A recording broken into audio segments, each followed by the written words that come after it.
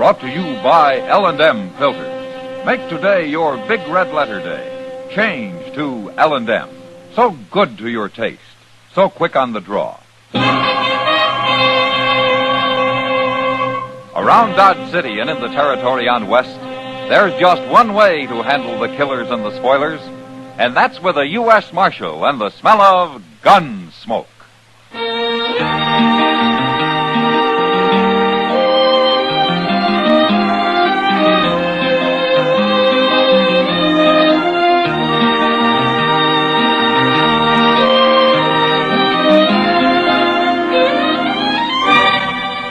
Gunsmoke, starring William Conrad.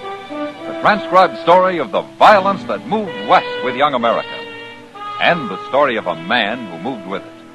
I'm that man, Matt Dillon, United States Marshal. The first man they look for and the last they want to meet. It's a chancy job, and it makes a man watchful and a little lonely.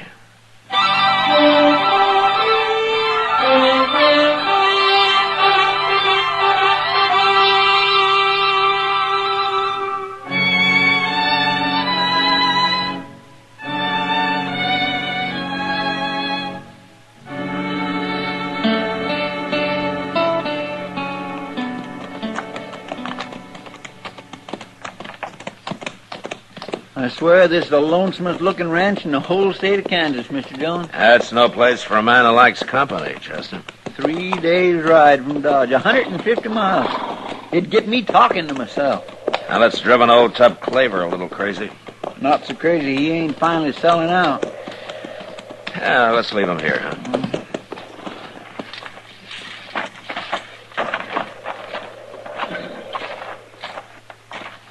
I ain't laid eyes on old Tup in over a year. Now, he hasn't changed any. And that's what worries me. What do you mean? Well, I'm not sure the old man's competent when it comes to business like selling a ranch. Oh, there he is. Hey, Tup, hello! Hello! Look at his hair. He must use it for a napkin. That's bear grease, Chester. Yeah, looks like he ain't washed it since he was a boy. Oh, Tup, how are you, huh? Fit to fight day or night. Hello, Tup. Well, I see you're looking sloppy as ever, Chester. I'm looking sloppy. Why, Tup, doggone your old hide. Never mind, Well, Chester, I never mind. Well, no, that's how I remember him. Tup, we've been up on the Republican River. We heard that you're selling your ranch. Yeah, want to buy it? No. We just thought we'd stop by and see how you're doing, that's all. Oh, I'm doing right good, Marshal. Well, why are you selling, Tup? Oh, I'm tired of being alone. Need help out here, getting old. Nah. How much you asking for the place? 10,000, and it ain't worth $1 more. You want it? No, I don't want it. But have you found anybody who's interested? That's why I'm riding to Dodge next week. I'll find somebody. Well, I wish you'd come see me when you get there. Yeah, maybe I will when I get there. You can buy me a drink, Marshal. I'll be glad to, Tup. Well, so long. Bye, Tup. Goodbye. If the ocean was whiskey and I was a duck, I'd dive to the bottom and drink it all up. Goodness, Mr. Dillon, ain't that awful? He's a fine old man, Chester, for all his loose-minded ways. He's half simple. He ain't got a lick of sense. The first fella who comes along is going to rob him blind. No, he isn't, Chester.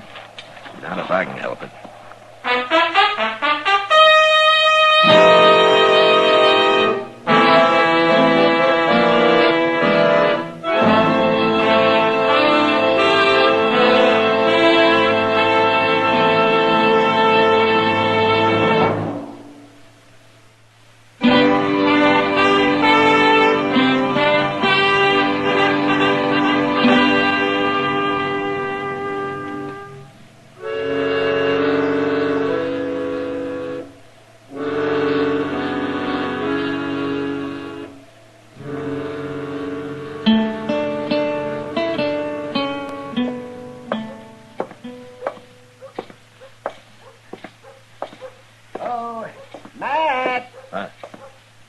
Hello, Doc.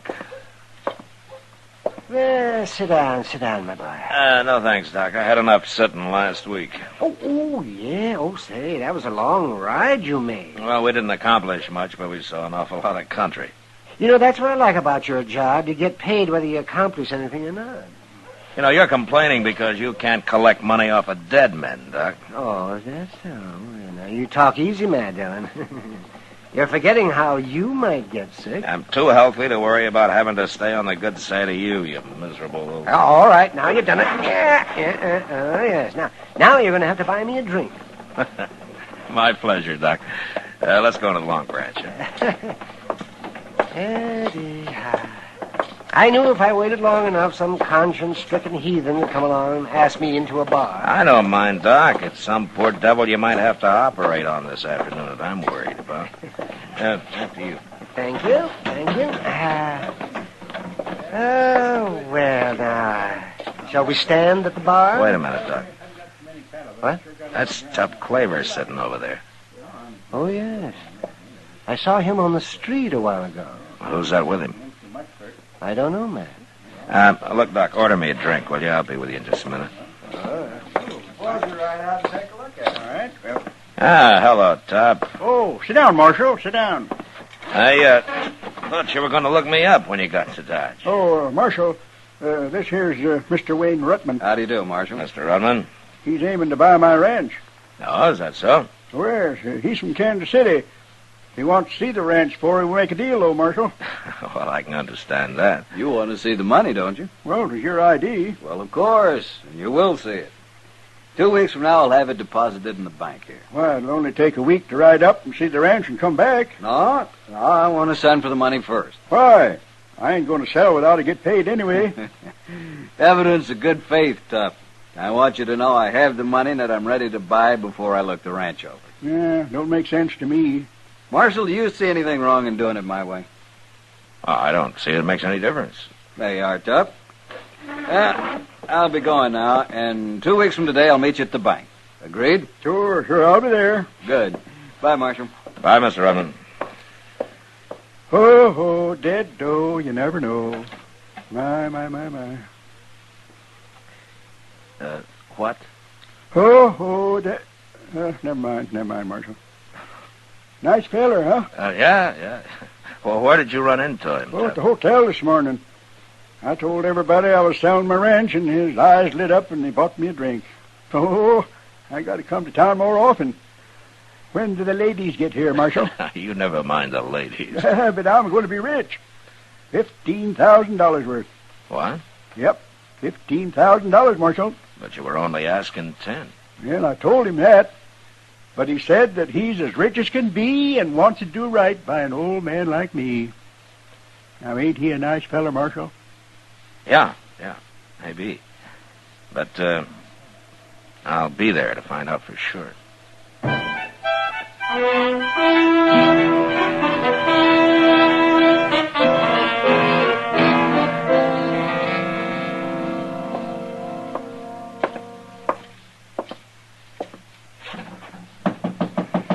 Come in. Hello, Mr. Bodkin. Well, come in, Marshal. What can the bank do for you today? It's been 2 weeks, Mr. Bodkin. I told you I wanted to be here when Ruttman and Tup Claver showed up. Of course. But Wayne Ruttman's already been here, Marshal. Oh, he has? Mm-hmm. Deposited $15,000 cash, just like that. It's an awful lot of money. I wish there were more businessmen like him around. Well, morning, gentlemen. Here's Tup. Oh, it's you, Marshal. Hello, Tup. Oh, where's Ruttman? He said he'd meet you at the stable about noon, Tup. He'll be ready to ride up to the ranch with you, and the money's here, $15,000. It's been deposited. I'll take your word for it, Bodkin. If Ruttman decides to buy, he'll give you a note for the money. All you'll have to do is come here and collect it. Well, sounds easy. Nothing to it. My. Well, I don't see anything wrong with the deal. Do you, Mr. Bodkin? Certainly not. You're a lucky man, Tup. If he decides to buy, of course. Oh, he'll buy. Place looks fine. I just got back this morning. Ah, so that's where you've been. Huh? Riding and dreaming, Marshal. Dreaming of money. Well, good luck, Tup. There ain't no such thing, Marshal. Luck's for fools and sinners. You'll see. Oh, yes, you'll see. If the ocean was whiskey and I was a dog,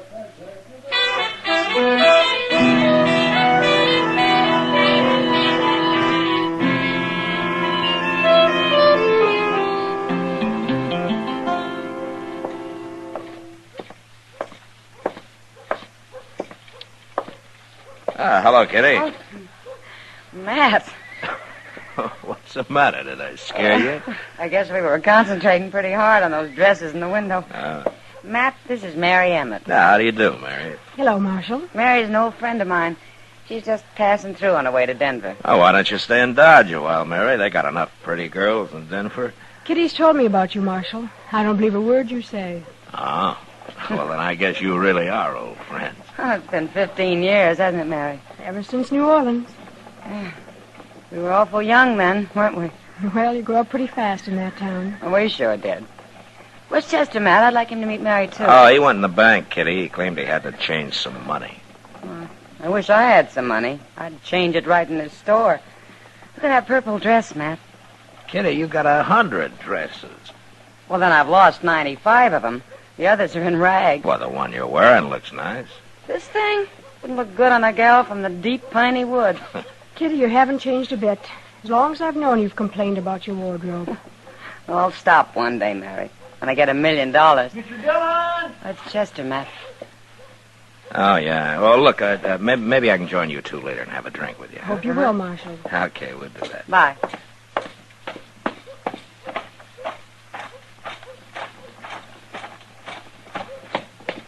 Hey, Mr. Dillon, they're having an awful row in the bank there. Oh, who is? Mr. Botkin and that fellow Rutman. Oh, is Rutman back? Got back this morning, he says, and he wants his money. He's decided not to buy Tup's ranch. Oh, what's the trouble? Well, Mr. Botkin says that... Well, you better ask him. There they are at the teller's window.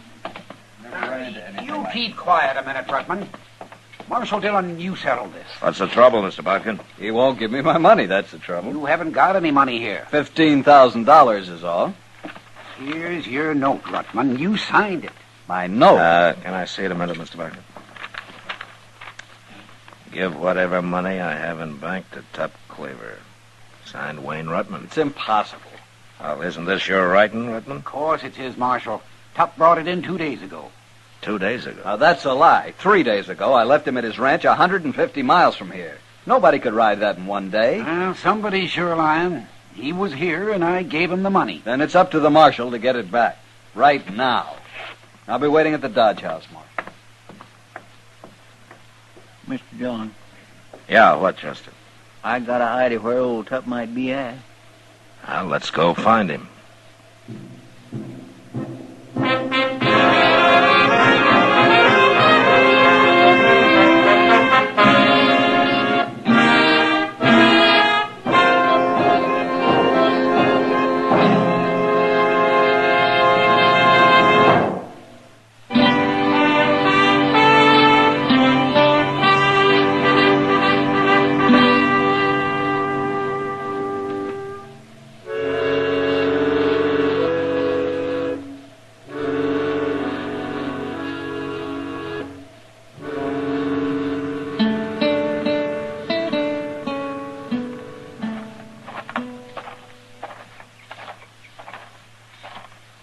By golly, there he is, sitting right on the porch. What's he doing way out here, Chester? Well, sir, he told me he didn't like the Dodge House, and he was going to board here at the Wood of Clancy's. No? Did he mention that he'd have a shotgun across his lap? Well, now, what's he doing with that? Oh, hello, Marshal, Chester. Come sit a spell. Who's the gun for, Tup? Wayne Rutman? Can't never tell, Marshal. Man carrying as much money as I am. No, sir. Rutman's kind of upset about that money, Tup. He is? Mm-hmm. He wants it back. Wants it back? Well, I don't understand, Marshal. He gave me the note. Yeah, I know. I saw it. Well, is there something wrong with it? No, Mr. Botkin says it's in his handwriting. Well, then what's the fuss? Marshal, I don't want to do nothing illegal. You know that.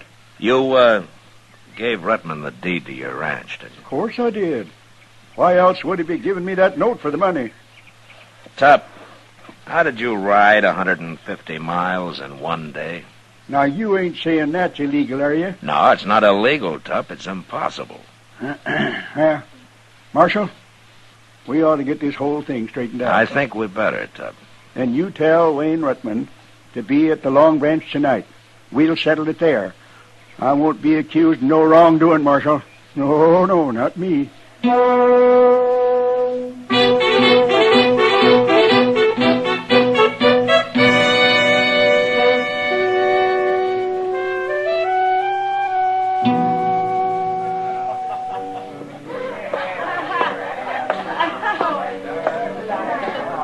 Well, there he is, Rudman. The same table where you first made the deal. You stand up for me, Marshal. You make him give me back my money. Well, evening, gentlemen. Sit down. Hello, Top. I hear you got a complaint, Rutman. What's wrong? I changed my mind. I don't want your ranch. You don't want it? Here's the deed. Now hand over the money. Oh, but we made a deal. I gave you the deed, and you gave me the note for the money. Well, I said I've changed my mind. No, it's too late, Rutman. You've already bought the ranch. It's yours. $15,000 for that place. Don't be a fool. And I didn't make you pay it. Rudman, don't you tell me something. Top only asked $10,000. Now, why did you offer him $15,000? Well, Hey, I'll answer that, Marshal. He wanted to make sure I wouldn't sell it to nobody else. He had it all figured out. He rode out to my ranch with me, and we made a deal. I gave him the deed, and he gave me the note. Then he said he had to go on to Hayes City and wouldn't be riding back with me. But I know that he aimed to get back here as fast as he could and draw his money out of the bank before I could get here with his note. That way he'd have both his money and the ranch. He'd get the ranch for free. this whole thing is ridiculous. I'm giving you back your deed, Top. You can have the ranch. I want that money. Wait a minute. I'll tell you what I'll do, Rutman. Now, the ranch is only worth $10,000. Everybody knows that. So I'll buy it back for 10. What? Yep. I've got the money right here. You want it? No, I want the whole 15. I had to borrow 10,000 of it. I've got to return it within a week. I can't help that, Rutman. The ranch ain't worth more than $10,000, and that's all I'll pay for it. Now, you can take it or leave it. Marshal, are you going to sit there and let him cheat me out of $5,000? Mr. Rutman, you don't have to sell the ranch back. I've got to return that $10,000. There'll be trouble if I don't. Bad trouble. Well, there it is. Right there on the table. I'm going to go get me a gun. No, you don't, Rutman. I'll find him when you're not around, Marshal. Hey, Rutman, look over there at that bar. You see them 5 fellers? What about him? They're mighty good friends of mine, and they're staying right here in town as long as I do in case of any trouble. Looks to me like you're licked, Mr. Rudman. Now, you either pick up the $10,000 or the deed, and you get out of here. Now. You'll hear about this, Marshal. Cheating me. I said get going, Rutman. Crooks. Well, he took the money and left the deed, Marshal. I still got my ranch and $5,000 to boot. Top, who are those friends of yours at the bar there? Oh, I'm giving a party tonight, Marshal. You're invited, too. All the drinks are on me. But why them? Well, they're just fellers I know. They live 30, 40 miles apart, all the way up to my ranch. Oh? When I rode back here to see Rutman's money like he wanted me to, I left a horse at each one of them fellas' place.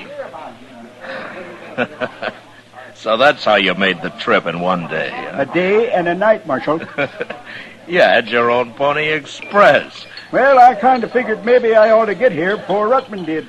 You kind of figured right, Tup.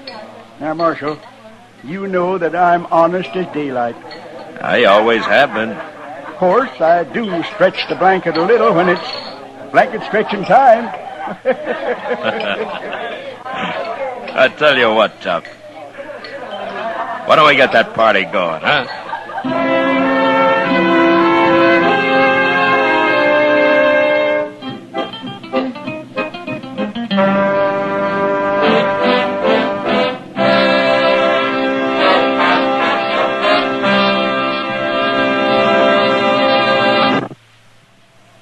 And now our star, William Conrad. Thank you, George. Take a tip from the L&M people, the people who have put the pleasure into filter cigarette smoking. Take the L&M Miracle tip, the tip that lets all the flavor of a superior cigarette come rich, come clean, come easy. Once you light up an L&M, you'll understand why we say they're so good to your taste, so quick on the draw. It's the pure white Miracle tip that adds so much to your enjoyment. So make today your big red letter day. Change to L&M.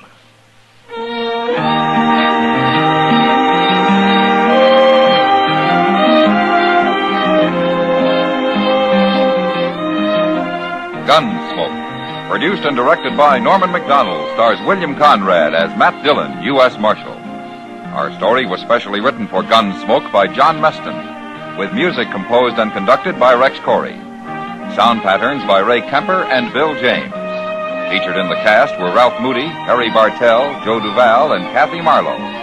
Marley Bear is Chester, Howard McNear is Doc, and Georgia Ellis is Kitty. During the current year, Boys Clubs of America is celebrating its golden anniversary. Formed in 1906 from a nucleus of some 50 existing boys' clubs, the National Boy Guidance Organization today numbers 435 member clubs from coast to coast, serving more than 450,000 boys. This year, Boys Club Week will again be known as Operation Juvenile Decency, stressing the theme, Prevent Juvenile Delinquency by Building Juvenile Decency.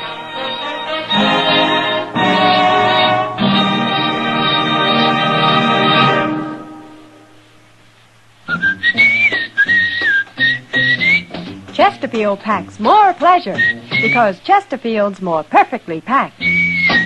Chesterfield, made by exclusive Accuray, packs more pleasure because it's more perfectly packed. Unlocks all the pleasure of fine tobacco. Chesterfield packs more pleasure because Chesterfield's more perfectly packed. Firm and pleasing to the lips. Chesterfield. Mild. Yet they satisfy the most.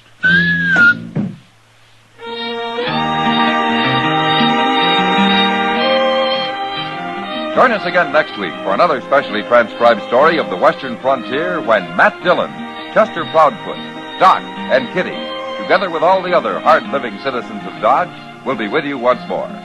It's America growing west in the 1870s. It's Gunsmoke.